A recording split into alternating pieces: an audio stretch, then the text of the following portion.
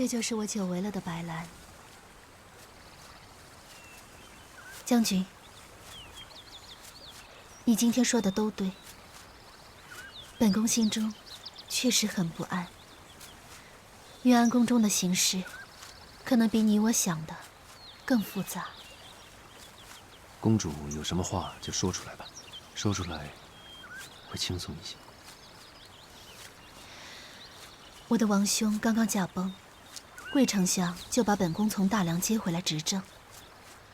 之前王兄一直打压贵丞相，贵丞相势必会借此机会翻身，一展宏图。可是朝中王兄的党羽众多，即便本宫无心掌权，他们也是人心惶惶。所以说，这以后宫中的日子，怕是……公主，你看，你的白兰王朝多美呀！这些山川河流都是你的，百姓们，宫中的每一个臣子也都是你的。将军的意思是？白兰多年军力薄弱，无将可用，故外不可攻。目前，公主朝中无人，依附于贵家，内不可乱。公主回去之后呢，需要做好的是一个守字，守住你的江山，守住你的百姓，守住你自己。公主，难道你不是这么想的吗？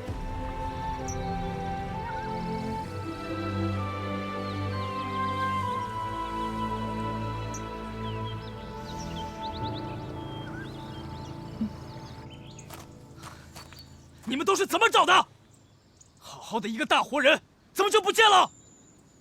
找不到公主，你们谁都别想活！是，贵将军。贵将军，禀报将军，马房少了2匹马，应该是何霞带着公主出去了。我从一开始就知道这小子一定有问题。传令下去，给我堵住所有的出境关口。只要在我白兰境内，我就不信抓不到你。是，公主。公主，醒得早，出去走一走，是什么事情让贵将军如此大动干戈呢？公主以后要出门，身边得有人保护啊。这是我白兰的境内，又有何将军的保护，有什么好担心的？休息片刻，稍后出发。是。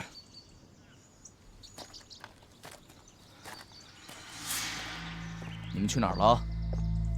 我为什么告诉你啊？我警告你，别打公主的主意。你只是一条无家可归的流浪狗，公主只是可怜你而已。总好过讨厌。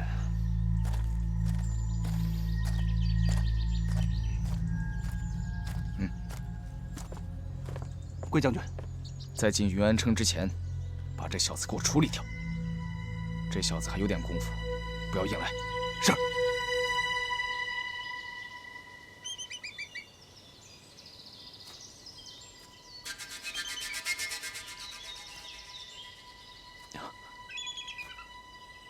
娘娘万安。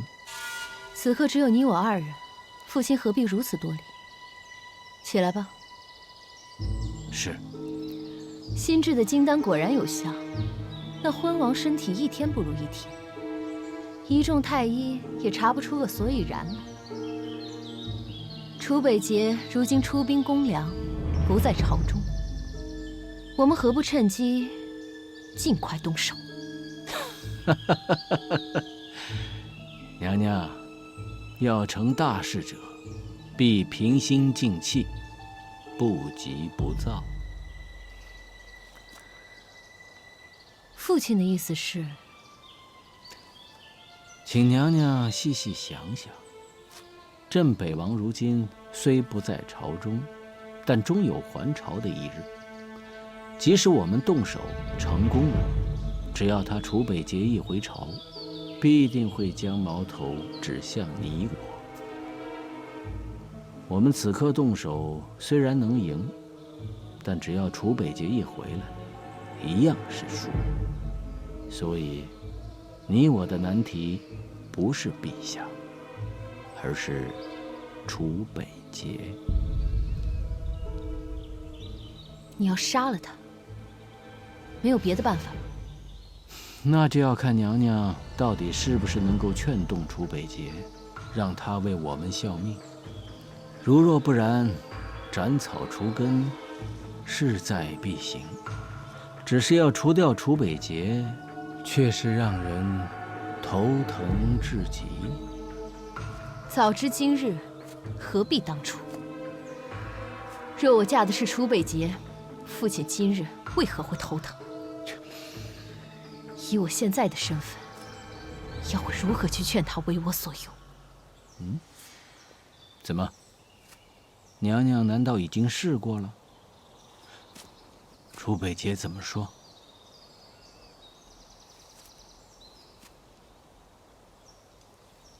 你知道他是如何羞辱我的吗？娘娘息怒，是为父思虑不周，让娘娘受委屈了。娘娘如今是千金之躯，能够纡尊降贵去拉拢他，实在是天大的面子。只怪那楚北捷不识好歹，罪该万死。娘娘放心，一切交由为父处理。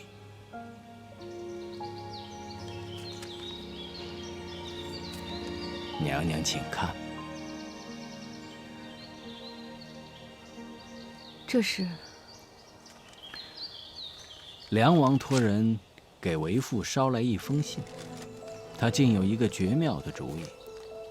楚北捷现在正在与梁王开战，是下手的好时机。事情我已经交代给下面，娘娘放心，绝不会脏了娘娘的手。为父告诉你，只是让你心中有谱，必要之时，能替我牵线搭桥，推波助澜。借刀杀人？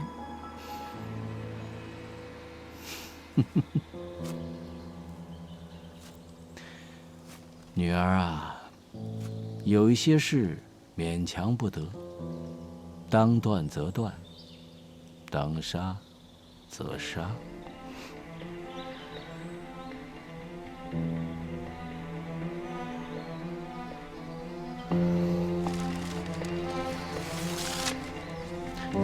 娘娘，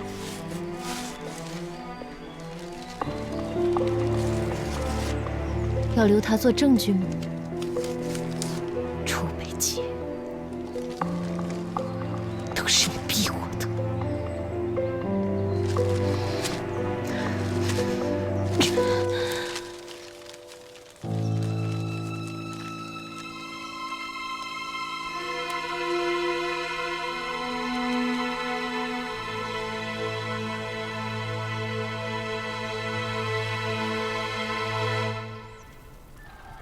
白姑娘，晋军就在东南方向50里外扎营，堪布城已经布防完毕。就算晋军进攻，我们也能抵抗一段时间。堪布城上下所有将士一定会不惜一切守城，就等姑娘的计划成功，大晋王宫内乱，楚北捷就会退兵。但已经2天了，晋军那边毫无动静，现在连我也猜不到他下一步会走什么样的棋。报，单将军，白姑娘，经我方侦查，晋军每天正常休息，但有一小波步兵每天清晨进入百里茂林，深夜才回来。又是百里茂林。楚北捷派人去百里茂林干什么？可有相关百里茂林和堪布的典籍？有，我回头让人给姑娘送过来。百里茂林，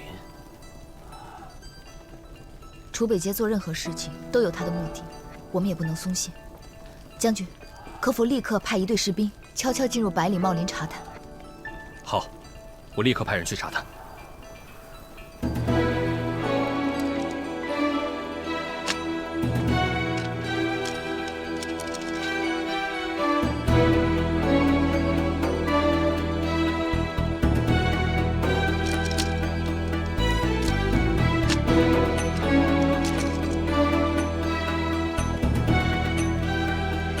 站住！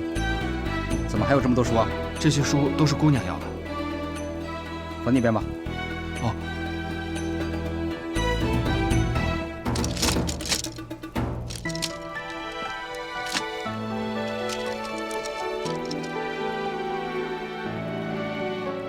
哎，姑娘看书好快呀。对啊，一目十行。先下去吧。哦。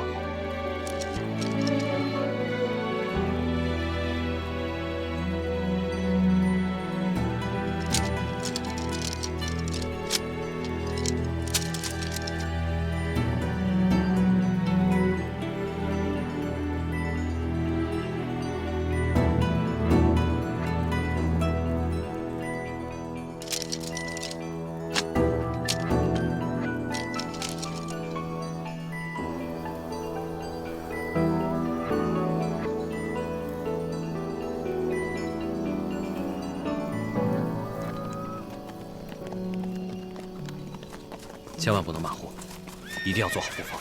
好，将军，白姑娘起了吗？白姑娘一夜未眠。什么？一夜未眠？我真担心白姑娘的身子挺不住啊。找到了，找到了！我知道了，是毒蜂。毒蜂？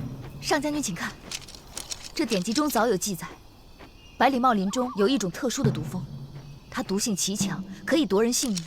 之所以生活在百里茂林，是因为百里茂林里有他最喜欢的三花树。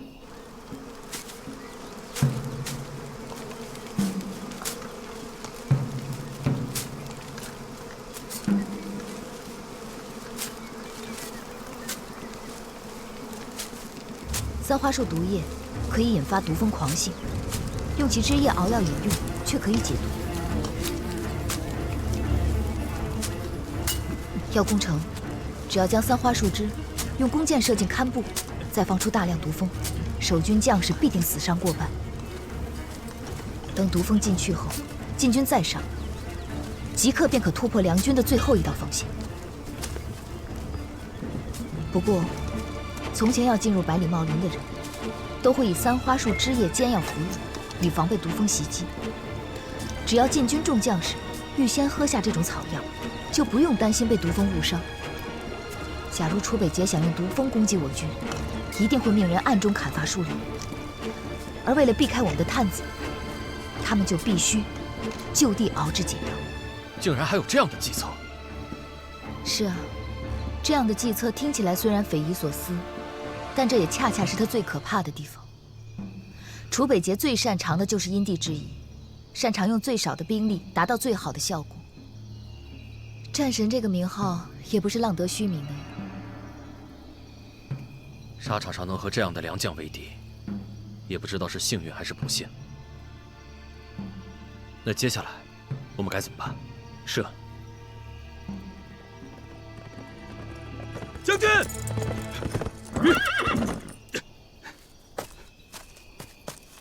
启禀上将军，末将已经查过了百里茂林，发现晋军在里面砍桑花树枝熬药，他们保留了树林的外貌，从外面看是完全看不出来的。被砍的树枝已经干了，怕是前几天已经开始了。果然如姑娘所料。传令，把百里茂林剩下的三花树全给我砍回来。是。不必了。熬制三花树枝只需要1天半的时间，若是他们从前天就开始砍树的话，恐怕早已经完工了。天已经快亮了。那姑娘的意思是？上将军也不用担心，娉婷从姑臧出发的那一天，就已经料到会有今日。在战场上遇到楚北捷的人，没有一个是不头疼的。我们不会是第一个，也不会是最后一个。这么说来，上将军必须要在堪布城找到一张琴，不缺弦可以弹得起。什么？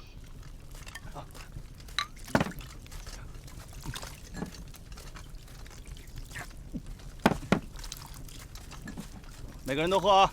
是。好，都喝了。是。不然会被毒蜂蛰的。是。喝完之后去那边取剑。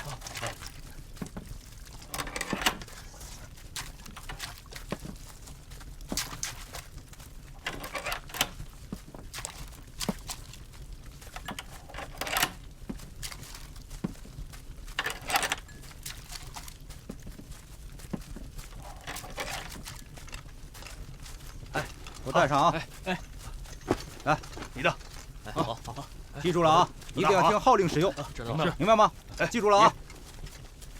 加一个，来，快！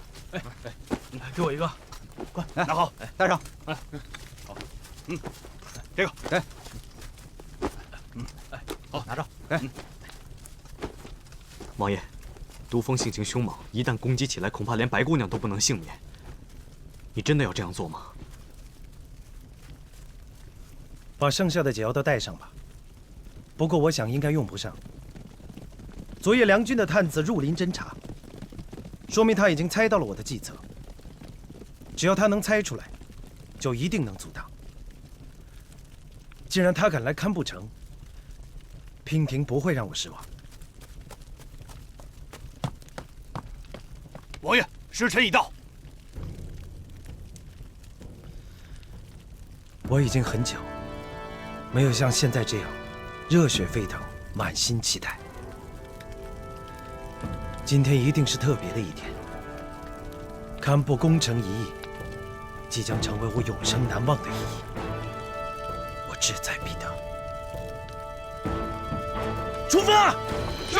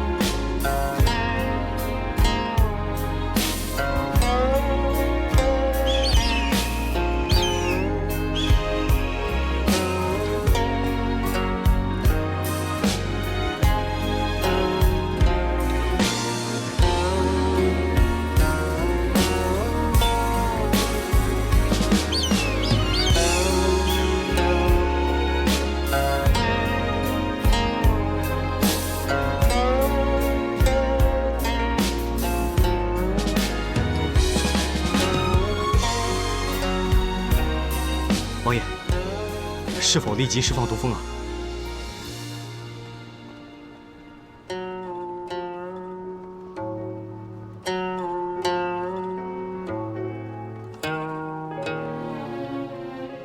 召唤。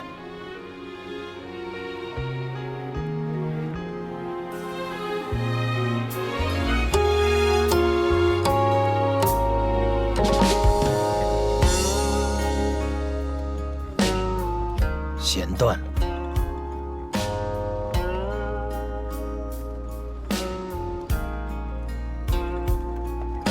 王爷，这是第二根了。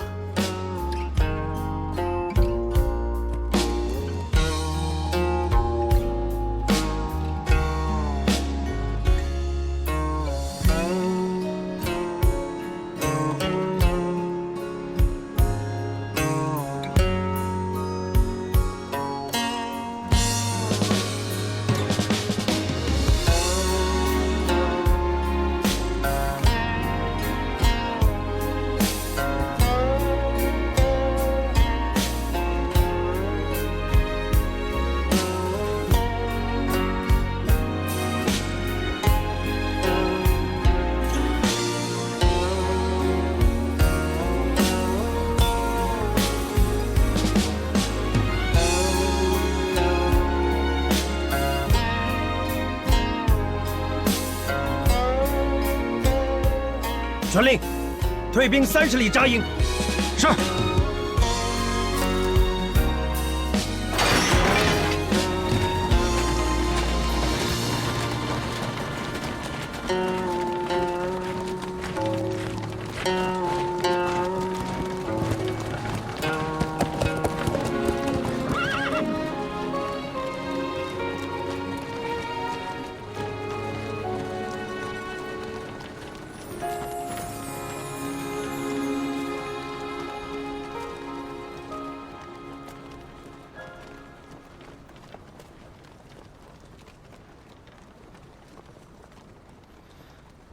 这就是你的御敌良策吗？早已活腻了吗？居然命你一人出现在我数万大军面前。我不在的时候，你就任凭他们这么糟蹋你吗？王爷，娉婷才是这一场仗的主帅，和泽隐将军没有任何的关系，又何来糟蹋一说呢？再说了，不管计策的好与坏，只要能让王爷退兵，就是好策。娉婷这不是做到了吗？攻心之计，胆大妄为。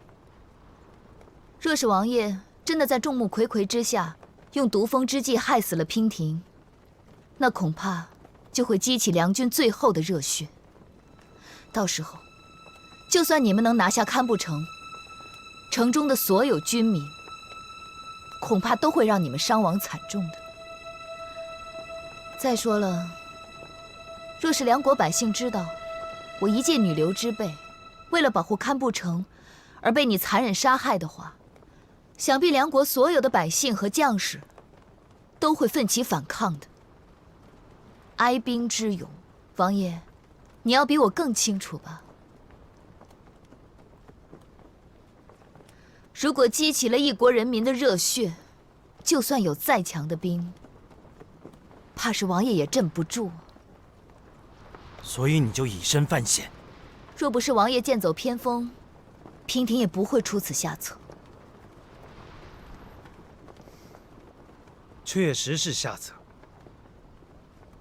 你在逼我退兵的同时，也对全天下通告了我楚北节的致命伤。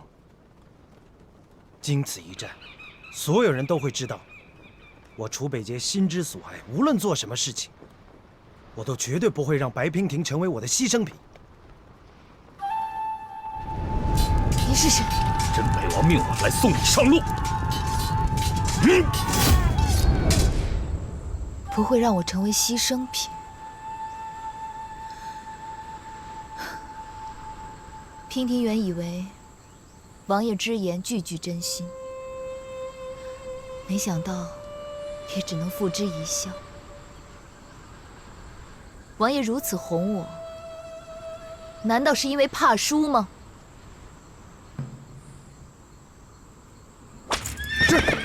这！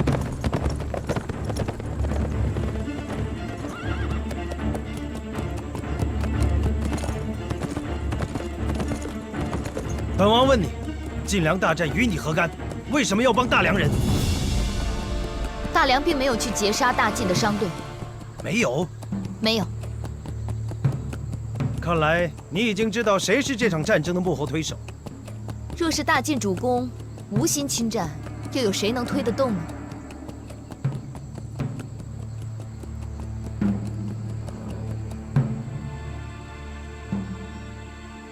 我们各为其主，立场不同，我也不逼你。这一局你赢了，我输给你3个时辰。下一次，我一定会来亲手生擒你。娉婷一定会竭尽全力，不让王爷失望的。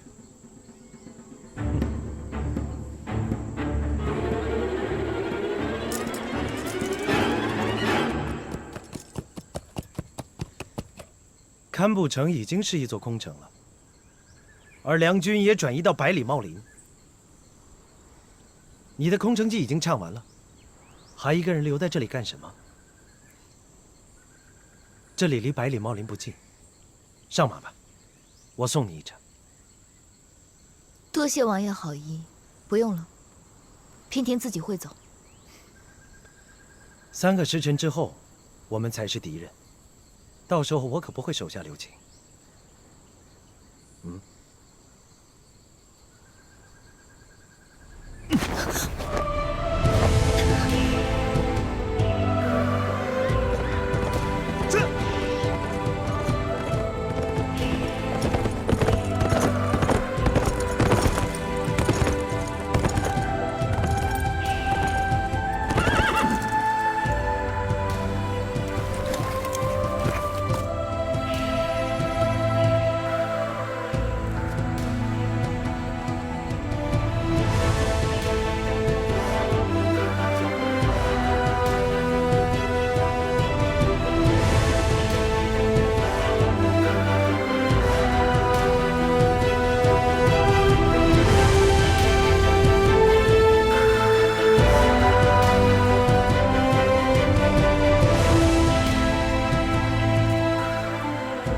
去吧，就送你到这儿了。我不跟泽英打招呼了，反正很快就能见面。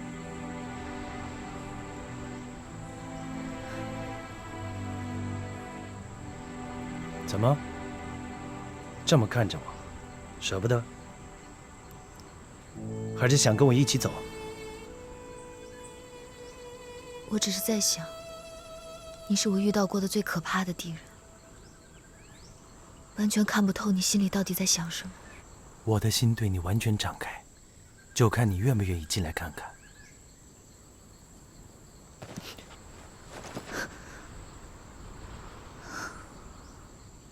你看，你都不愿意来看，却抱怨看不透我心里在想什么。两军对垒，你我是双方主帅，还请王爷不要再胡言乱语。我对你说的每一句话都是真的。你好自为之吧。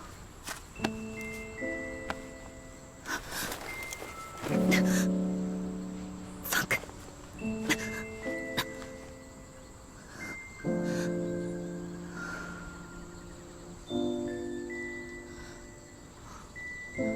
楚北杰，你救了我这么多次，我欠你的太多了。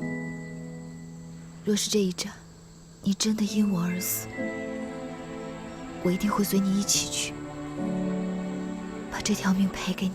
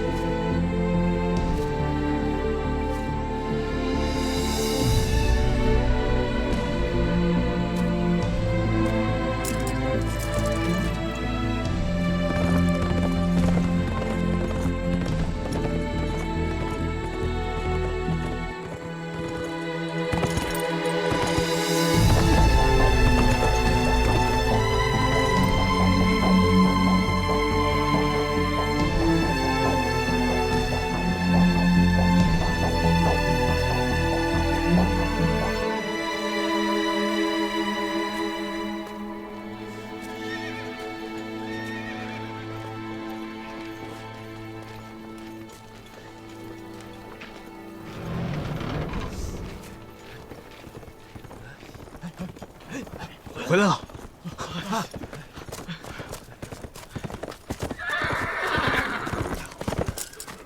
王爷，你可算是回来了。刚才白姑娘那招真是太险了。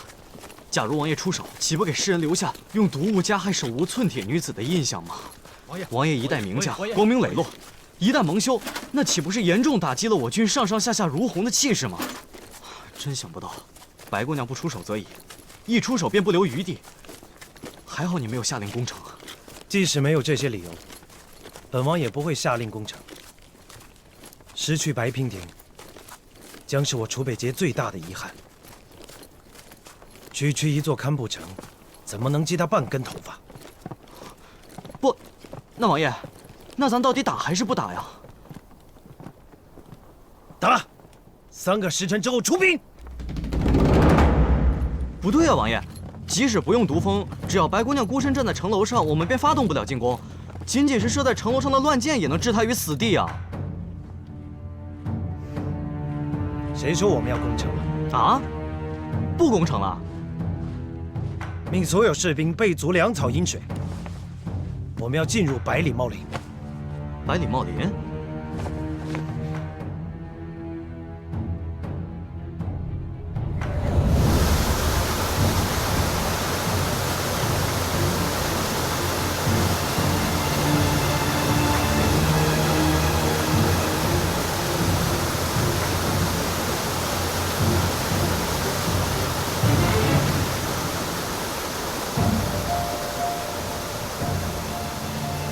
漠然，如果换成了你是梁军主帅，你会怎么应对晋军？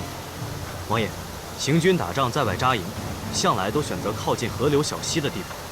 为了方便士兵战马取水饮用，会抢先站稳水源，在水中下毒，让敌军失去战斗力。之后再利用山林掩护，分拨游击，阻止我军上山。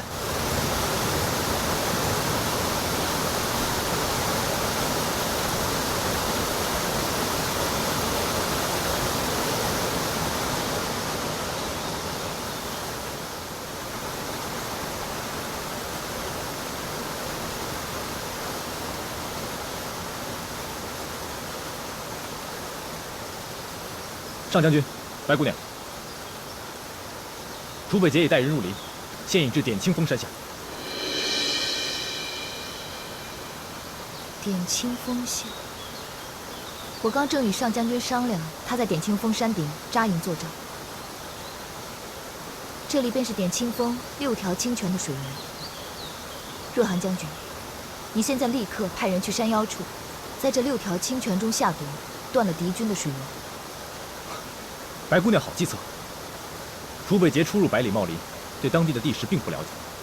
我们在他们弄清楚之前，先在水中下毒，一旦断其水源，他们一定支撑不了多久。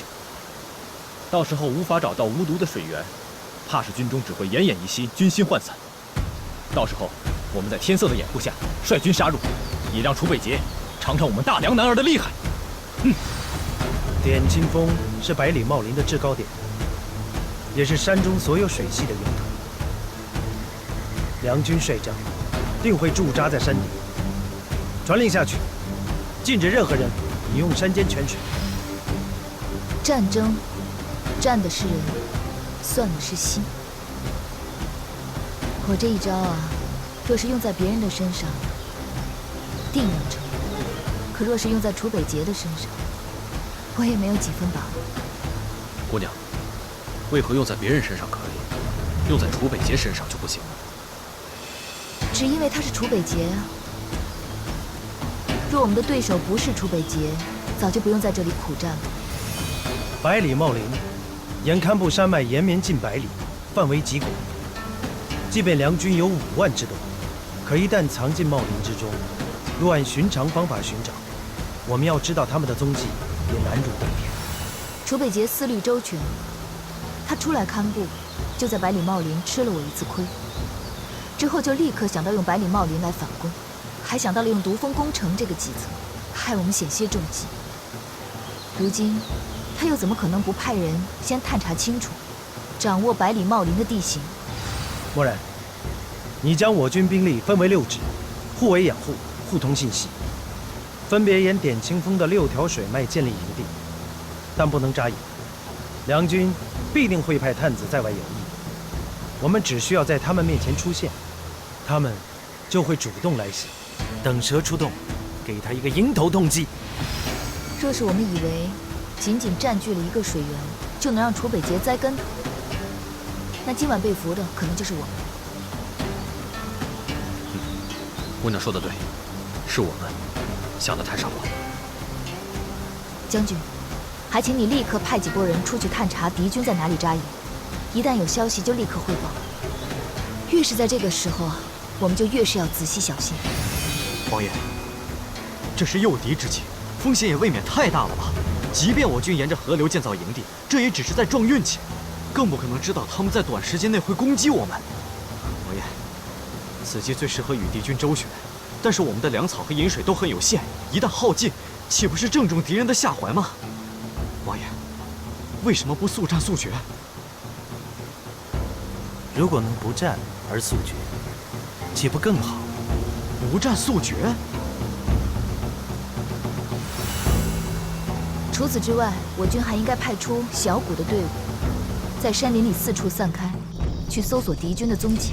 一旦发现敌营，就从四面八方开始骚扰，这样也可以模糊敌军的视线，让他们不知道我们到底在哪里扎营。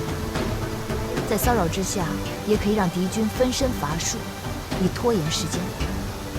我们已经切断了敌军的水源，再加上这样的拖延战术，此战便已胜了大半。若寒明白。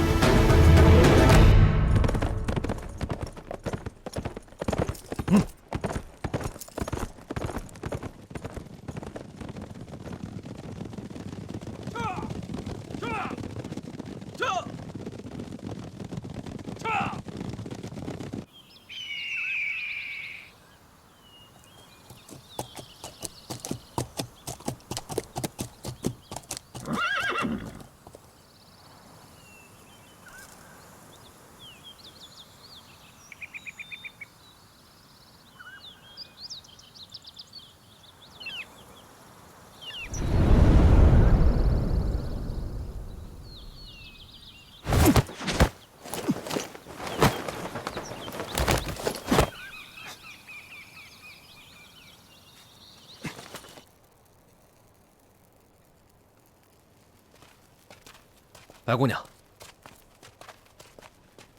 怎么样？有什么消息吗？刚得到消息，说是在点清风山下有很多禁军的营地。我跟若寒将军商量过之后，决定突袭营地，探清虚实，结果却扑了个空。扑空？我率兵过去的时候，营地已经空了，只有一些刚搭建起来不久的锅灶，堂子里还是热的，应该刚烧过火。一开始我认为这只是巧合，可是接二连三都遇到这样的事情，真是邪了我了。白姑娘，禁军神出鬼没，咱们的士兵都开玩笑说，难不成禁军会遁地之术？这世上哪有通天遁地之术啊？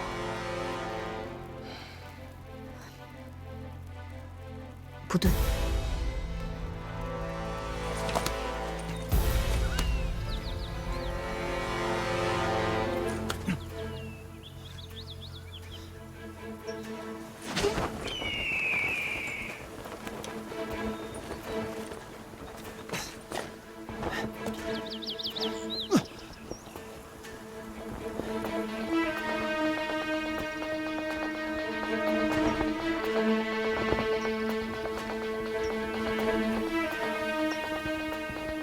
白姑娘，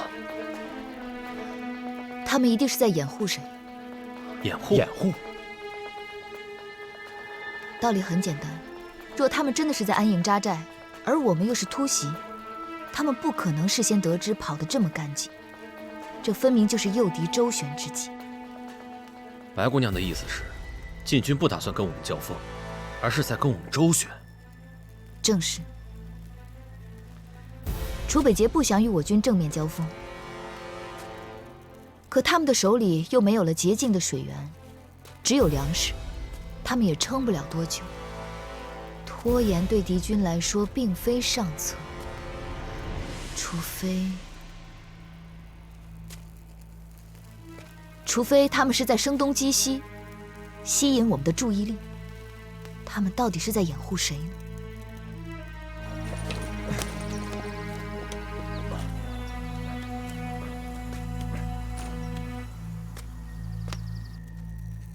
白姑娘会不会想太多了？说不定只是敌方的哨探比较厉害，早就已经探知了我军驻扎的地方，从而得知我军的动向呢？不怕一万，就怕万一。既然楚北捷已经猜到了我们在水源中下毒，就必然会猜到我们定会给自己的军士留下水源。而这一路算上来，真正的点清风水源上游，就是这点清风山顶。如果我是楚北捷，必会直指着点清风山顶而来。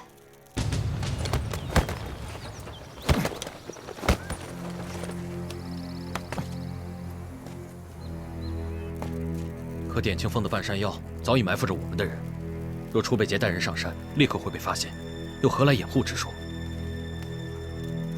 上将军，这点清风除了我们的步兵之处，还有没有别的路可以上山顶？有，云崖索道。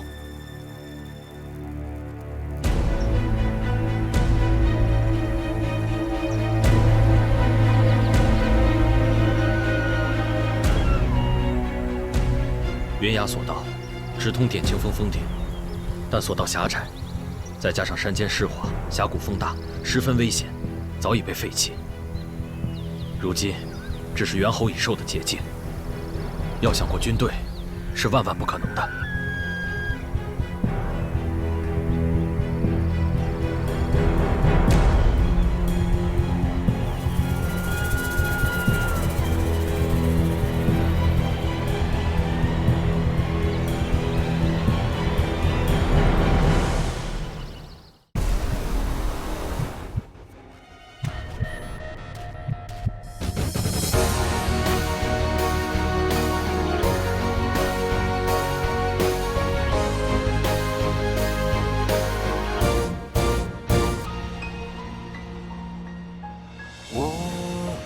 隐藏着目光，待天下风起云涌是狂放。我自伤于之孤芳，可天涯何处有你的发香？天微亮，遥远北方。是烽火烧尽城市灿烂过往，你语言的沙场，有哀伤流淌在黄土之上。为战而战，为生而唱，为你抵挡。对月仰望，对天呐喊，对你疯狂。盔甲肩膀，荒凉悲怆，别忘记我模样。无我，无名，无常。从此随我的心事，从此断茫茫归途。别愿想象最深处，我回首来时路，何来繁华的嚣张？烈日当空，心灼伤，我永不降服。为战而战，为生而唱，为你抵挡。对月仰望，对天呐喊，对你疯狂。盔甲肩膀，荒凉悲怆，别忘记我模样。